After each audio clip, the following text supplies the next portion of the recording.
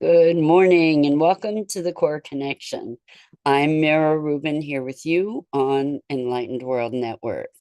And today's topic is a greater calling and how that greater calling can invite us into the fullest expression of our essential being. So it should be a fun conversation. But before we get started, let's just take a minute or two to get present. Let's take a deep breath in through your nose and hold it. And imagine clean, crisp oxygen flooding your lungs, flowing into your bloodstream, nourishing all your cells, your organs, bringing vital life energy to your body and being. And as you exhale, exhale any tension, stress, negativity, fatigue.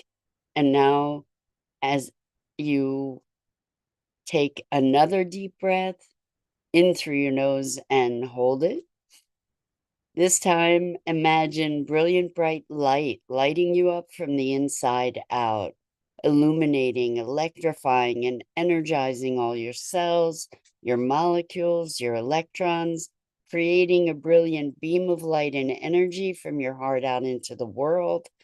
And as you exhale, exhale any remaining tension, stress, negativity, fatigue. And now let's press our palms together, vigorously rub your hands together to feel the friction, the temperature, the pressure, the motion, the tickling and tingling as you stop, and allow all those sensations to bring you present right here, right now, into this remarkable physical form that enables us to experience life. Good morning, Rosalind. Welcome. So good to have you here with us this morning. And welcome to everybody else who's joining us. We're talking about a greater calling. I think that it's very easy for us to get very wrapped up in our lives in a multitude of ways, not only with the doingness that we're called upon um, to keep up with in life, all the tasks and chores and responsibilities and obligations. But what happens often is that we have way too many opportunities to be self-critical, to be um, judging ourselves, to be evaluating ourselves and our performance and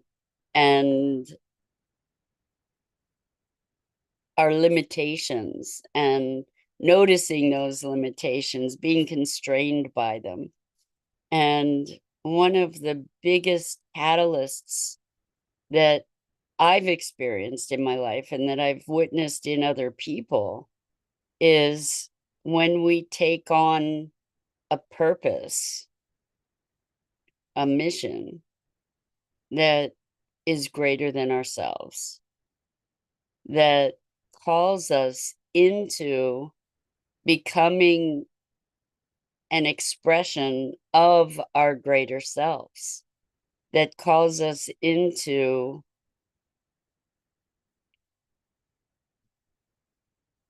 becoming more than we imagined ourselves to be. So, for example, when we take on a sense of purpose and mission, we're likely to rise to certain expressions that we wouldn't otherwise have risen to, like to be willing to be visible, to be on stage, or to speak out publicly about whatever it is, where if we were left to our own devices, we would never step in front of a camera or an audience, for example. But in service to a mission, what happens is that those personal insecurities and vulnerabilities are overcome, or we have a greater capacity to overcome those fears. It's not necessarily that the fear disappears, but it becomes less relevant rather than the fear being the decision making guiding factor. It becomes something that we go beyond in order to serve this greater purpose.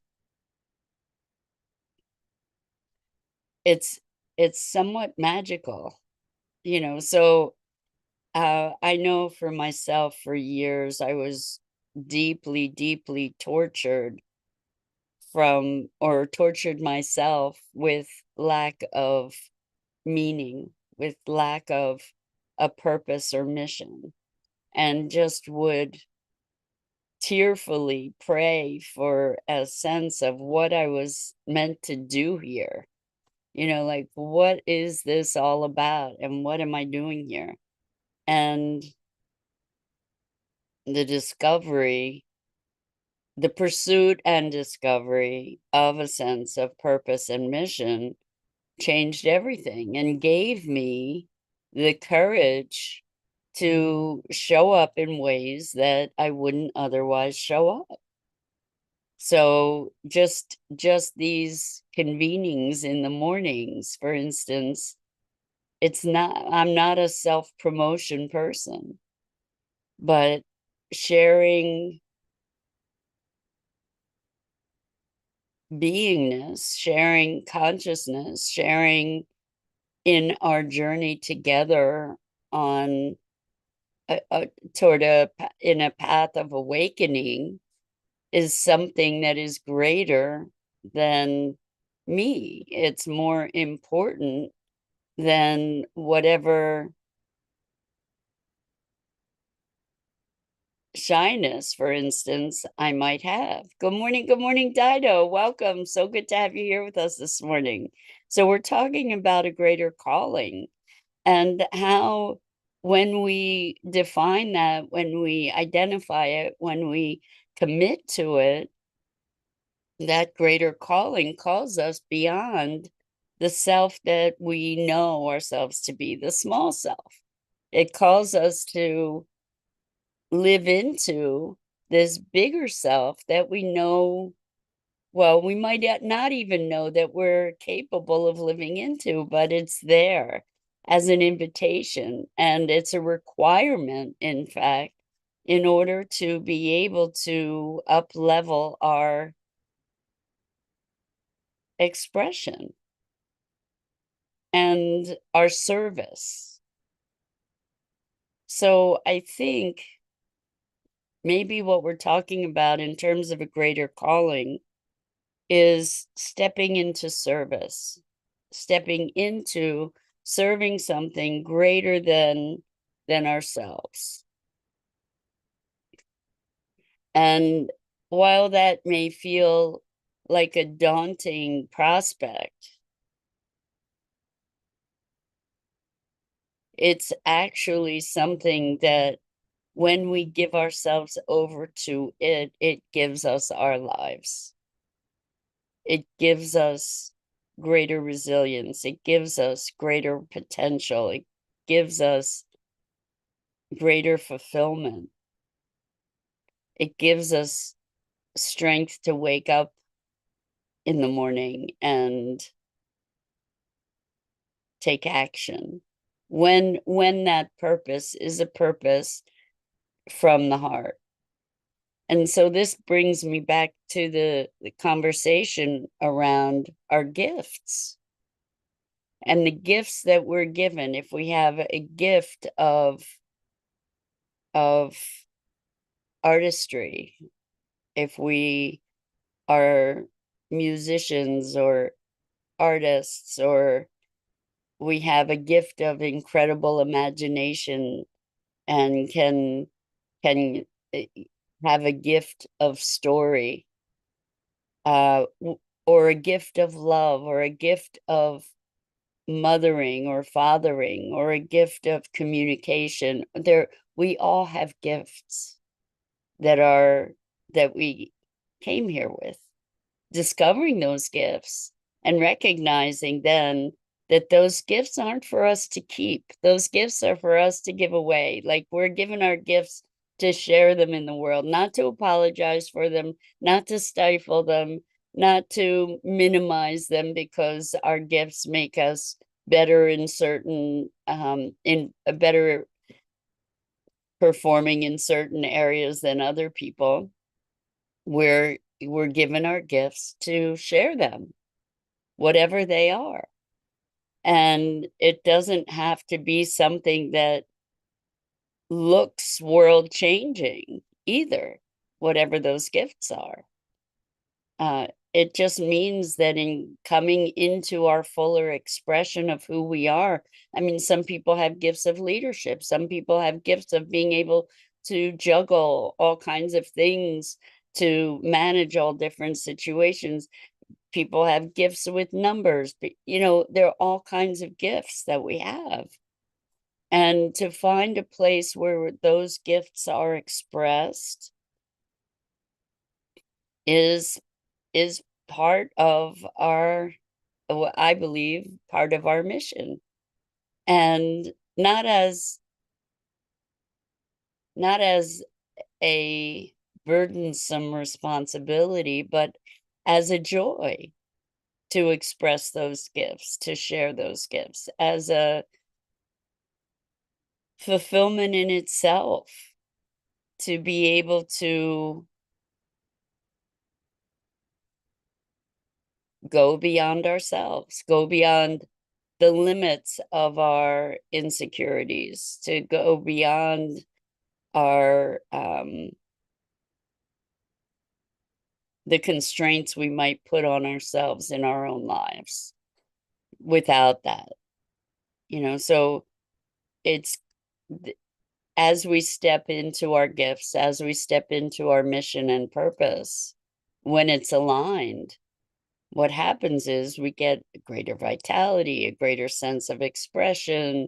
We are able to overcome our fears. We will do things for a mission and purpose that we would never do for ourselves. And so there's deep empowerment in that. And as we fulfill those desires and drives and passions that are an essential part of our gift and an essential part of the fulfillment of our mission and purpose, our lives become greatly enriched. And it's simple. It's so simple. It's not easy necessarily, but it's simple. And in fact, it's often pretty challenging.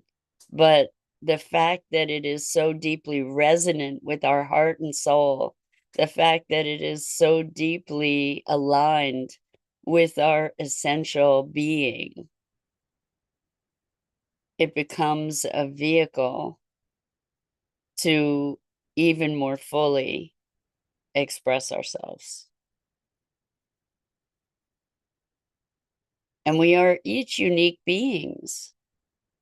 We each came here, in my vantage point, try it on. It feels right to me, and it also empowers me in my life. So try it on and see if that is your experience. But in serving something greater, I believe that we each came here with a unique purpose. And it may be to love, it may be to heal our families, it may be to do something, to create some kind of world-changing invention. It doesn't really matter the degree. It's not just the people who make it into media fame who are the ones making contributions. It could be mission and purpose to raise a family. It could be mission and purpose to champion animals or to just spread love. Like that's not a lesser purpose in any way, shape, or form. But to find that purpose, to identify it for ourselves, and to have a willingness to live into it, it acts as a North Star. It acts as a compass by which we can course correct. And what I've noticed for myself anyway, it's given me a greater grace with myself as well, where I can be more forgiving, where I can be less critical, because it's not about me. It's about what I serve and how best I can serve it. And to be reconnecting again and again with that purpose when I find myself straying, when I find myself spiraling, even to come back to that sense of purpose. It becomes a touchstone, a North Star guiding, and a touchstone providing a foundation. And whether we make it up or whether we're actually excavating it from our heart and soul, the value of that purpose in creating the quality of our lives and the potentials and the capacity and the capability and the opportunities that arise in service to that mission or purpose. It takes us into experience and realms and opportunities that we may not ever have otherwise imagined. And so I invite you to explore your gifts and to explore your purpose. Dido says, Dido and I have worked together for years, and Dido says, I want to thank you, Mira, for encouraging me, reminding me, and even holding my feet to the fire to support me in expressing my calling. You're right. It's simple, but not always easy to do that. But my calling truly does resonate with me. Dido, just you are such a deep inspiration to me. You have such a profound gift to share with the world. And remembering that, I think what happens is we recognize, we may have a glimpse of recognizing a gift, and we think, oh my gosh, that's my ego. I'm getting carried away with myself, thinking I'm so important, and um I feeling like this is something worthy or valuable. And we need to get over that, because by staying in that place, and I'm not saying you are, Dido, you're going beyond it, you're actually embracing it, which is a beautiful thing. Staying in that place of, who am I to express this? Who am I to, am I good enough? Am I worthy? It's not about us. When we allow it to be about the gift and stop with the am I worthy and am I good enough and being embarrassed and being self-effacing, when we step into service to that gift and to that purpose and our calling, that gives us everything. It gives us everything. As we serve it, it gives us our lives. and it gives us the vehicle for our service to the world. And that is a level of fulfillment that takes us into a different quantum dimension than all the considerations and concerns of a life where we're just putting one foot in front of the other. And the thing is that we have these gifts and we don't prioritize them so often in our lives. We say, okay, I love doing that, but I'm going to wait till later. I'm going to wait till I retire. I'm going to wait till I make however much money. I'm going to wait till this obligation is gone. Where in fact, these gifts are preeminent drivers in life. They're our preeminent purpose. They are calling for reverence. They're calling for recognition through the time that we invest in them. And they, rather than being the last thing that we try to make time for, they need to be prioritized.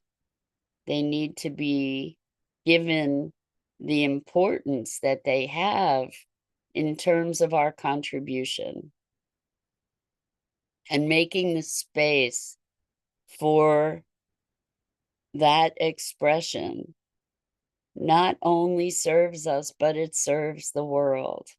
And it serves as we serve the world, really, truly, like telling magnificent, transformative stories transforms the world. How we are, and Dido, you are a spectacular writer and an incredible, you have such an incredibly vivid mind and connection to this liminal realm of magic that calls us into, as individuals present to that magic, experiencing that magic, experiencing those stories, calls us into greater expression and awareness. And so that gift is such a profound contribution. All of our gifts, if we could only realize, if we could only realize that our gifts and passions are what we came here to share, it would be such a different planet. It would be such, I mean, we would take better care of the planet, probably, and we would connect more deeply with one another and with life itself. And when I talk about mission and purpose, it's not about, it's my mission to have a big, beautiful house and a wonderful family and however many kids and pets, and like that's incidental, because what it the things, I'm stuttering here, the things are symbols that we have made into the primary objective, when it's not the things that give us the fulfillment, it's the fulfillment that fills the things, that provides the meaning to the things. So getting the house, it's not the house, it's the comfort and the joy and the expression that is the reward. And we may love the place. Well, that, because that's an expression. It's an expression of something inside. And when we live more closely to that expression, we experience the greater fulfillment. And the things that are the symbols of those things, of that fulfillment, shift in their importance, like where we can enjoy them, but we don't have to be owned by them. We don't have to be possessed by them. because the purpose, the sense of purpose, the sense of fulfillment, the sense of contribution, the sense of service, all of that is what enriches us from the inside out. So that's it for today. Something, a greater calling, and connecting with a greater calling that deeply resonates and is aligned with our essential being. That's the greatest gift we can give ourselves and give the world. So that's it for today. I'm Mira Rubin. This is the Core Connection, and I go live here each weekday morning at 9 a.m. Eastern on the Enlightened World Network Facebook page and YouTube channel. And I invite you to please like, follow, and share Enlightened World Network and me. The links are in the description. And as always, it is such a deep pleasure and privilege to have the opportunity to muse together and experience together this walk of being human.